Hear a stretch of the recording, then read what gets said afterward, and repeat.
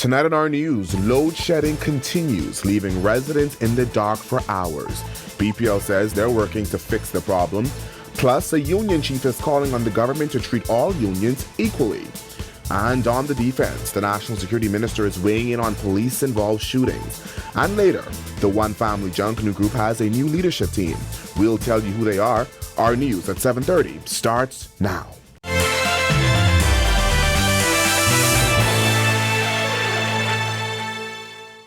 Welcome to our news and thanks for joining us. I'm Berthany McDermott. After a weekend of widespread power outages, Bahamas Power and Light says they're working to add additional generating capacity in New Providence amid record-breaking temperatures. In a statement, the power giant said the increased demand also coincides with the sudden failure of one of its primary units, producing around 25 megawatts of power. Add another 25 megawatt of rental generation due to unplanned maintenance and other issues.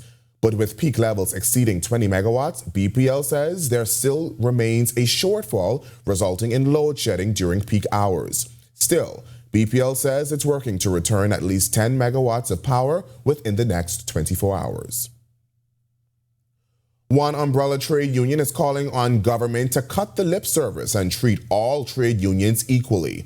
Bahamas National Alliance Trade Union Congress President Belinda Wilson says they're just asking the government to follow the law. We will not be deterred, and we know what our rights are, and we will continue to advocate and to agitate and to fight for our rights. Bahamas National Alliance Trade Union Congress President Belinda Wilson is accusing the Davis administration of being biased when it comes to trade unions and her newly formed Congress. Her comments come as the Davis administration touts more than 20 industrial agreements signed and completed since taking office. Wilson pointed to the Bahamas Union of Teachers Unregistered Industrial Agreement as one of the selling points. The agreement was signed 2 years ago. Wilson says she's written to the Prime Minister on the matter, but still hasn't gotten any movement. So what our expectation is, because I would have written to the Prime Minister, so I would think that the Prime Minister would be able to ensure that his subordinate ministers, permanent secretaries and directors would follow his instructions. But it seems as though no one listens to the Prime Minister. They do what they want to do and when they want to do it. The Bahamas Public Services Union, which is also a part of the Congress, recently called on the Prime Minister to intervene amid unpaid salary increases for its members. Wilson says all they want is for the government to do the right thing. So what we want is, we want them to follow the law. The law speaks to them, treating and meeting with us. And I must say, though, the quarterly meetings with the Minister of Labor, those have been going very well. And that's not Wilson's only concern. She's questioning why the school in Holmes' Rock, Grand Bahama hasn't been completed as yet. She recently visited the school and says the building is deteriorating. The school is actually rotting down. There's rust. There's bush that's already grown high. So I'm calling upon the government to ensure that they complete the Holmes' Rock Junior High School in West Grand Bahama. We have Staniel Key Comprehensive School that's been building from 2017 or thereabouts. The Holmes' Rock School has been sitting vacant for years without any clear opening date. Back in 2021, former Works Minister Alfred Sears said the school would be completed in summer 2022 to open in September that year. But that didn't happen. Wilson says something needs to be done. We're calling upon the government to stop wasting the taxpayers' money and to ensure that these schools are completed and they're utilized by our school children. We also have Ragged Island Comprehensive School, where the children are still on virtual from the pandemic. Many details surrounding the new nearly $300 million hospital in New Providence have been hotly debated in recent weeks. One of the major issues has been pushback against the proposed location, with some questioning whether the building would spark flood concerns. Director of the Department of Environmental Planning and Protection, Dr. Rihanna Neely Murphy, weighs in, explaining the environmental history behind the proposed property. So the land that has been proposed for the new hospital has been designated as a well fields. Water and sewage would have historically used that to allow for water to drain away from the center of New Providence. So we have the historic data on that, and we're looking at those documents. We're reviewing the environmental impact assessments to determine what would be the best way. If this is the land that is chosen to construct the hospital, how do we mitigate any potential impacts with the understanding of the history of this land, as well as taking into consideration climate change considerations and the like. It's time now for your first look at temperatures. Meteorologist Greg Thompson is standing by in the Weather Center. Greg. Yeah, thanks, Bethany. Welcome everybody on this Whit Monday holiday, a very active and humid day around the islands. Partly cloudy skies outside our studios right now. 84 degrees is our current temperature. Your winds out of the west at 7 miles per hour. Your feel-like temperature very uncomfortable, humid 88 degrees. Temperatures around the islands right now, it's 84 in Freeport, 81 in Marsh Harbor, Abaco. We pick up 83 in Allenstown, Bimini, Governor's Harbor as well. 84 is Great Harbor Key. Here in the capital, Nicholstown, Andros, you guys are 85. Into the central Bahamas, 85 in Kemps Bay, 83s, Georgetown, Deadman's Key, Arthurstown, Cat Island, 82, Coburn Town, San Salvador, 79. And into the southeast Bahamas, 83, Duncantown, Ragged Island, Delectable Bay, 84s in Colonel Hill, Cricket Island, Abrams Bay, and a pair of 85s, Providenciales, Turks and Caicos Islands, as well as in Matthewtown, Inagua. Satellite radar composite showing the unsettled weather mass across our area. That's all courtesy of a frontal boundary that's across South Florida and an upper level disturbance that's moving across the area. A lot of tropical moisture associated with that will bring us some more showers, some isolated thunderstorms tonight to tomorrow. But we expect most of this activity to be sinking into the central Bahamas, so you guys down there will get in on some of the action. That's a quick check on conditions around the islands. Stick with us to look at your extended forecast is still to come. Still to come on our news, the National Security Minister talks police-involved shootings and who will win the leadership race for the FNM, while the party's chairman is betting on Michael Pintard. That's coming up when our news returns.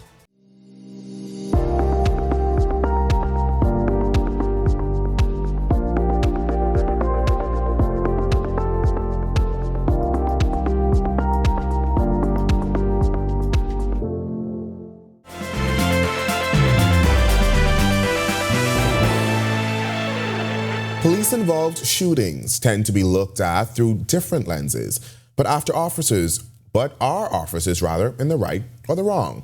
The National Security Minister is weighing in on the discussion. Joshua Williams reports. The subject of police-involved shootings continues to be a matter of debate, with the public seemingly split on the matter. And with several adverse findings into these shootings, National Security Minister Wayne Munro reminded residents that police should not have to hesitate when their lives are being put at risk. I have in the back of my mind, what happens should I shoot and kill someone? It may cause me to be 1 second slower on the trigger. And that 1 second slower could make the difference. The most recent police-involved shooting occurred on May 9th in Western Providence, where a man was fatally shot and police officer injured. An attorney by profession, Munro says he represented both families and officers in these situations placed before the courts many times. But for officers, Munro did it free. Here's why.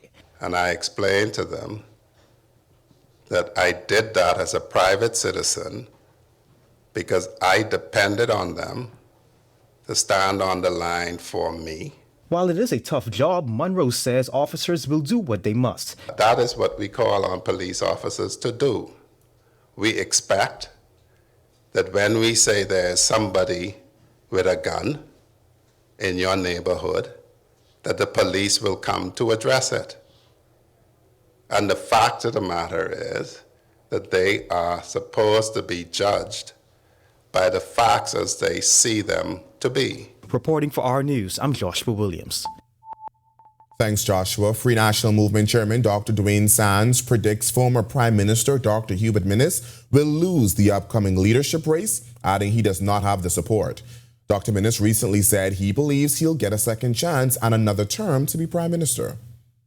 I think he's entitled to those comments. This is a democratic organization. And just as he is entitled to make those comments, he's entitled to offer, to contest, and to lose. And I believe he is going to lose. Dr. Minnis held his campaign launch at the Bahamas resort this past Friday. The former prime minister led the FNM to a crushing defeat in the 2021 general election and lost leadership of the party shortly after to current leader Michael Pintard. Stan says Minister will also be unsuccessful this time around. I think it is pretty evident that if we use the analogy of the American presidential race, where there are battleground states, that in order to become president, you need Arizona or Ohio or Pennsylvania or Florida. For Dr. Minnis, there is no Florida, there is no Arizona, there is no Ohio, there is no Pennsylvania. And so I don't see it happening. When our news comes back from the break ahead of the Junkanoo season, one family inducts a new leadership team. We've got the details. Coming up in sports, Lacarthia Cooper claims a JUCO national title, and Ken Mullings continues his path towards Olympic qualification.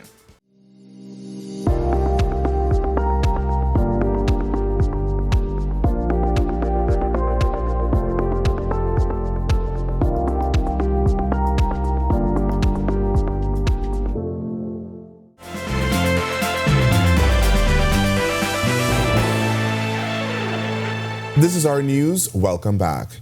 It was a national championship finish to Lacarthia Cooper's junior college career and the latest from the decathlete Kent Mullings on the international circuit. Here now with our sports presented by 10th year seniors is Ronaldo Dorset. Ronaldo. Thanks, Berthany, and welcome to Our Sports presented by 10th year seniors. I'm Ronaldo Dorset. That's John Mark Nutt. Let's do show. Lacarthia Cooper is headed to Division I next fall, but before she moves on, she concluded her JUCO career with a national title. The New Mexico Junior College sophomore won the 400-meter title in 53.65 seconds at the NJC2A Championships in West Monroe, Louisiana. She also finished fourth in the 200-meter final in 23.82 seconds. Cooper and the Thunderbird women won their second consecutive NJC2A outdoor title and the fifth in school history. She improved on both finishes from the 2023 championships when she finished fourth in the 400 in 53.08 seconds and fifth in the 200 in 23.45 seconds. After 2 years at New Mexico JC, Cooper is headed to the Alabama Crimson Tide in the fall. Ken Mullings continues his path towards Olympic qualification in the decathlon. Mullings recently competed at the Hypomeeting Godsties in Austria, where he placed 8th overall with 8,176 points, a new personal record. The 30th edition of one of the world's top combined event meets featured the biggest multi-event stars on the circuit. Mullings tied for the lead in the high jump at 2.03 meters. He also had a top 3 finish in the 100 meters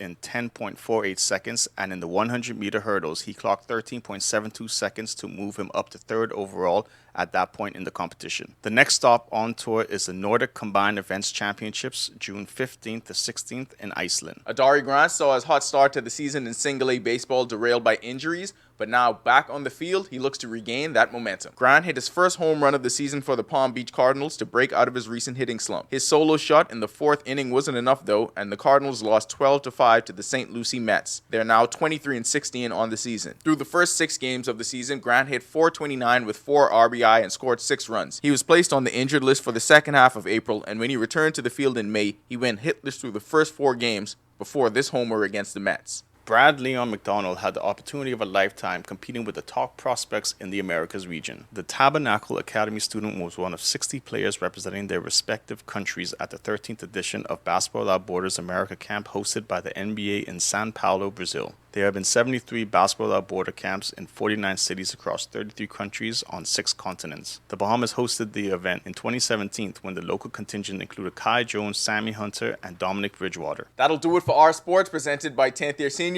For John Mark Nutt, I'm Ronaldo Dorset. Back to the studio. Still ahead on our news tonight, one family elects a slate of new leaders, and Greg is back with a final weather check. That's coming up when Our News returns.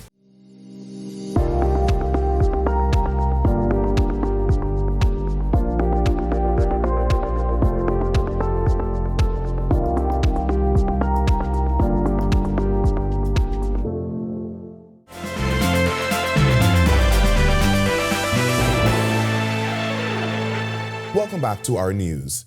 Temperatures are continuing to heat up, feeling like the triple digits. But how long will the heat wave last? Greg is back with a final check on temperatures. Greg? Yeah, thanks again, Berthany. Welcome back, everybody, for our final check of weather. Combination of a couple of features in place right now across the northwest Bahamas. Surface front now pushing into the southern portion of Florida, combined with deep tropical moisture and an upper level disturbance that's moving across the northwest Bahamas, had triggered quite a bit of unsettled weather across the northern islands, and we saw some severe thunderstorm warnings issued. Freeport had some hail yesterday and the day before. We saw some of that once again across the portions of the northwest Bahamas. Big cluster moving across the Berry Islands earlier this afternoon. Most of the activity waning as we speak. But all this system will continue to slide towards the south and east, and that should bring us some more showers and thunderstorms. Mostly the activity now moving into the central Bahamas and the southeast Bahamas by the middle portions of the week. Future forecast showing the activity really across the northwest Bahamas blowing up earlier today, and that will continue through Tuesday, and then by Wednesday we expect conditions to be sliding into the southeast and central Bahamas. Low pressure system will develop just east of the Bahamas by that time frame. Boating forecast for the northwest Bahamas tonight to tomorrow. Southwest to west winds 10 to 15 knots. Those winds will fall light and rebel at times. Seas 2 to 4 feet. High tide was at 6:48 this evening. Your low tide takes place at 1:30 in the morning. Central and southeastern islands, southeast southerly flow 10 knots. They will fall light and rebel at times as well. Seas running 1 to 3 feet over open waters. Here's a look now at your national forecast.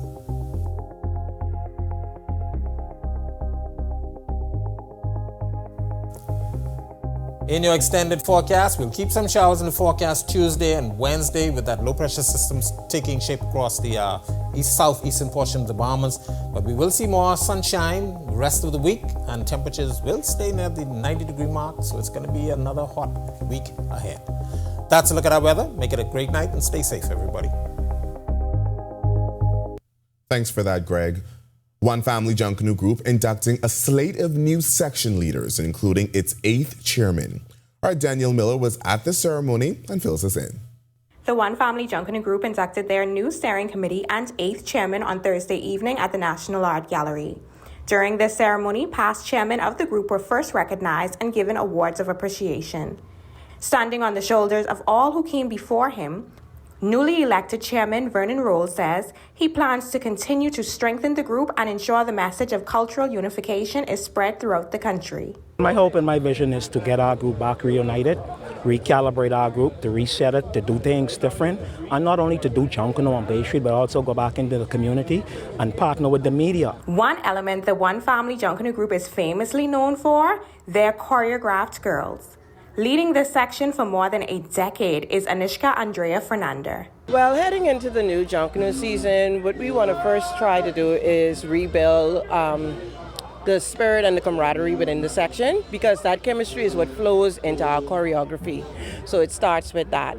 But this year we want to get back to some basics. We want to re-engage our fan base. We want to re-engage our membership. We want to re-engage the members of the group. Newly inducted communications coordinator Tajmon Thompson, who is the youngest on the steering committee, is enthusiastic about utilizing social media tools to expand the reach of Junkanoo. As millennials, we try to get everything out to the world. That's how I think social media, Instagram, Facebook, TikTok nowadays, we just want to tackle every aspect of that and make sure One Family goes to the world. Not only One Family, but Junkanoo is presented to the world. Reporting for Our News, I'm Danielle Miller. Thanks, Danielle, and thank you for joining us for our news tonight. On behalf of the entire team, I'm Berthany McDermott. We'll see you right back here tomorrow night. Make it a great week, everyone.